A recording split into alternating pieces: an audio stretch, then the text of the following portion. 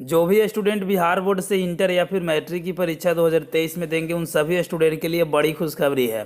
परीक्षा से पहले अक्सर सभी स्टूडेंट चाहते हैं कि उनका प्रश्न कहाँ से पूछा जाएगा। अगर ये पता लग जाता है तो उनको तैयारी करने में भी मज़ा आता है और उनको ये समझ हो जाता है कि क्या पढ़ना है, क्या छोड़ना है।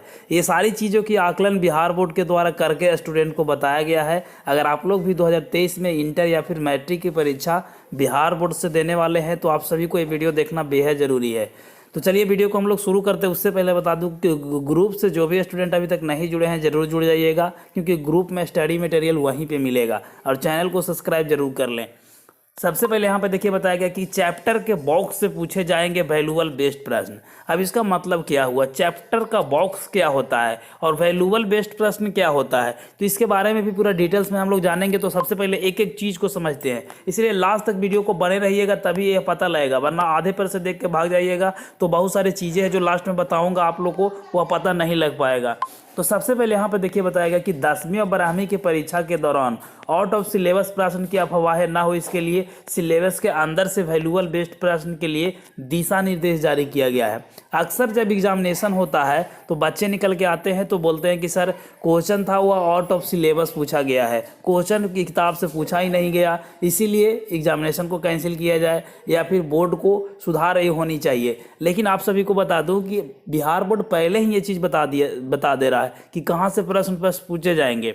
तो सबसे पहले यहाँ पे देखिए बोला गया कि बोर्ड की माने तो बोर्ड परीक्षा के कई तरह के प्रश्न पूछे जाते हैं। हर चैप्टर के बाद प्रश्न दिए जाते हैं। उन प्रश्नों के अलावा चैप्टर के अंदर से भी प्रश्न पूछे जाते हैं। ये प्रश्न चैप्टर के अंदर बने बॉक्स से रहेंगे। अब कहने का मतलब ये है कि आप सभी लोग को पता होगा कि एनसीईआरटी किताब से अगर आप लोग तैयारी करते होंगे तो जैसे ही किताब को पूरा पढ़ लीजिएगा उसके बाद से आप लोग को क्वेश्चन दिया हुआ रहता है, उससे आप लोग को क्वेश्चन पूछे जाते हैं। ये स्कूल को यह निर्देश दिया गया है कि यह सारी जानकारी छात्रों को देनी चाहिए, क्योंकि एग्जाम जो कुछ ही महीने बाद यहाँ पे शुरू होने वाले हैं। तो इसको में शिक्षकों को भी बताया गया कि वैल्यूएबल बेस्ड प्रश्न को ही स्टूडेंट को पढ़ाया जाए। और यहाँ पे बहुत सारे अफवाह भी होता है कि ज्ञात हो कि पिछले साल कई विषयों के बाद एग्जामिनेशन के बाद यहाँ पे आउट ऑफ सिलेबस की अफवाहें उड़ी थी कि एग्जामिनेशन जो हुआ है उसमें आउट ऑफ सिलेबस है। तो ये सारी चीज़ों को बताया गया, इसीलिए गुमराह छात्र छात्राएं एवं अभिभावक ना हो, इसके लिए ये सारी चीज़ों को बिहार बोर्ड बता रहा है। अब यहाँ पे सबसे बड़ी चीज़ कुछ निर्देश को जारी किया गया, इसको हम लोग समझते हैं।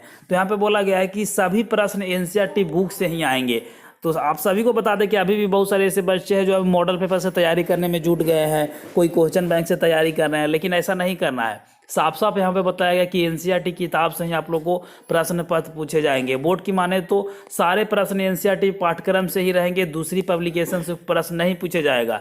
ज्ञात हो कि प्रश्न के लिए विकल्प भी रहेगा, हर प्रश्न को उत्तर देना अनिवार्य होगा एवं हर एक प्रश्न का विकल्प रहेगा। यानी कहने का मतलब जो विकल्प है, एक क्वेश्चन नहीं आ रहा है तो दूसरा को बना सकते, इसलिए दुगने विकल्प के साथ पूछे जाएंगे। तो यही सब चीज़ों को बताया गया। और यहाँ पे बोला गया है कि बोर्ड ने निर्देश दिया है, ये निर्देश को स्टूडेंट को पालन करना होगा।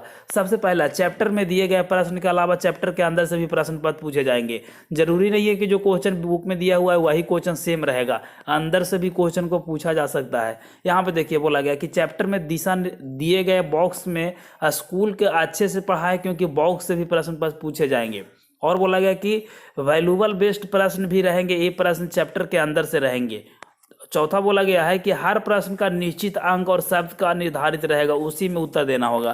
कहने का मतलब है कि आप सभी को पता होगा कि अगर शॉर्ट क्वेश्चन बनाइएगा तो 100 वर्ड से लेकर 150 वर्ड में आप लोग को लिखना होता है। अगर लॉन्ग क्वेश्चन रहता है तो 150 वर्ड से लेकर 250 वर्ड में लिखना रहता है। ये सभी को निर्धारित किया जाता है कि सीमा की कितना वर्ड में लिखना है। अगर इन सभी चीज़ों को अगर फॉलो करते हैं तो उसी के आधार पर आप लोग को मार्क्स दिए जाएंगे। तो ये सारी चीज़ें हैं जो बताया गया उनकी टीम के अनुसार, तो इसको आप लोग को पालन करना होगा। और बोला गया है कि बोर्ड में 10वीं और 12वीं के दोनों जो एग्जामिनेशन होगा उसमें यह काम करेगा, ठीक है। तो आपको इसको पालन करना होगा। तो सबसे इससे हम लोग को सीख क्या मिलती है, सीख यही मिलती है कि हम लोग को एनसीईआरटी किताब से अभी भी तैयारी करना है। ऐसा नहीं है कि हम लोग मॉडल पेपर और गेस्ट पेपर में लग जाएं। ऑब्जेक्टिव सब्जेक्टिव को निचोड़ करने के लिए हम लोग किताब से तैयारी करें, यानी एनसीईआरटी किताब से जितना भी ऑब्जेक्टिव है उसको पढ़ लीजिएगा। और एक बार किताब पढ़ा हुआ रहेगा तो ज़्यादा समझ में आएगा, ठीक है। उसके बाद क्वेश्चन बैंक से तैयारी कीजिए, उसके बाद ही आप लोग मॉडल पेपर से तैयारी कर सकते हैं, ताकि आप लोग को एग्जामिनेशन में बेस्ट टू बेस्ट स्कोर कर पाइएगा। और देखिए बिहार बोर्ड में है तो कि दुगने विकल्प के साथ ऑब्जेक्टिव सब्जेक्टिव रहेंगे, तो डरने की कोई बात नहीं, आसानी से पास कर जाइएगा। ऑब्जेक्टिव पर कमांड बनाइए, सब्जेक्टिव में केवल लिखना रहता है। आप सभी को पता होता है कि क्वेश्चन कुछ पूछा जा रहा है, आंसर कुछ भी लिख दिया, फिर भी नंबर मिल जा रहा है बिहार बोर्ड में। तो ये सभी चीज़ होता है, लेकिन आपको सबसे पहले पढ़ना होगा। जो पढ़े हुए रहेंगे उन्हीं को ये चीज़ समझ में आएगा। तो इसके लिए चैनल के साथ जुड़ जाइए। ऑब्जेक्टिव सब्जेक्टिव VVI और मटेरियल जो आप लोग को एग्जामिनेशन के समय दिया जाएगा, इस चैनल के द्वारा ही दिया जाएगा। तो चैनल को सब्सक्राइब कर लीजिए, हमारे ग्रुप से जुड़ जाइए, इस चैनल के साथ लगातार वीडियो देखते रहिए, ठीक है। तो मिलते हैं एक नई वीडियो में, तब तक ले जय हिंद, वंदे मातरम।